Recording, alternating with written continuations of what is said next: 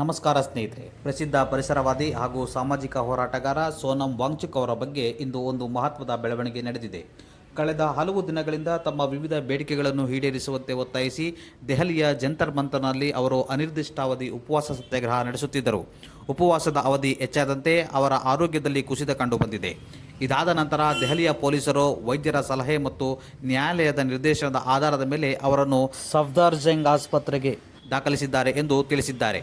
ಅವರ ಆರೋಗ್ಯವನ್ನು ಕಾಪಾಡುವ ಉದ್ದೇಶದಿಂದ ಈ ಕ್ರಮವನ್ನು ಕೈಗೊಳ್ಳಲಾಗಿದೆ ಎಂಬುದು ಅಧಿಕಾರಿಗಳ ಹೇಳಿಕೆಯಾಗಿದೆ.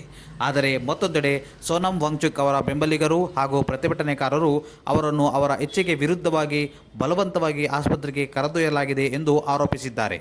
ಈ ಘಟನೆ ಸಾಮಾಜಿಕ ಜಾಲತಾಣಗಳಲ್ಲೂ ಕೂಡ ವ್ಯಾಪಕ ಚರ್ಚೆಗೆ ಕಾರಣವಾಗಿದೆ. ಆಸ್ಪತ್ರೆಯ ವೈದ್ಯರ ಪ್ರಕಾರ ಸೋನಂ ವಾಂಗ್ಚುಕ್ ಅವರ ಆರೋಗ್ಯ ಸದ್ಯ ಸ್ಥಿರವಾಗಿದ್ದು ನಿರಂತರ ವೈದ್ಯಕೀಯ ಮೇಲ್ವಿಚಾರಣೆಯಲ್ಲಿ ಚಿಕಿತ್ಸೆ ನೀಡಲಾಗುತ್ತಿದೆ. ಈ ಘಟನೆ ದೇಶಾದ್ಯಂತ ಚರ್ಚೆಗೆ ಕಾರಣವಾಗಿದ್ದು ಸರ್ಕಾರದ ಕ್ರಮ ಸರಿಯೇ ಅಥವಾ ಪ್ರತಿಭಟನೆಯ ಹಕ್ಕಿಗೆ ಧಕ್ಕೆಯೇ ಎಂಬುದರ ಬಗ್ಗೆ ಅಭಿಪ್ರಾಯಗಳು ವ್ಯಕ್ತವಾಗಿದೆ.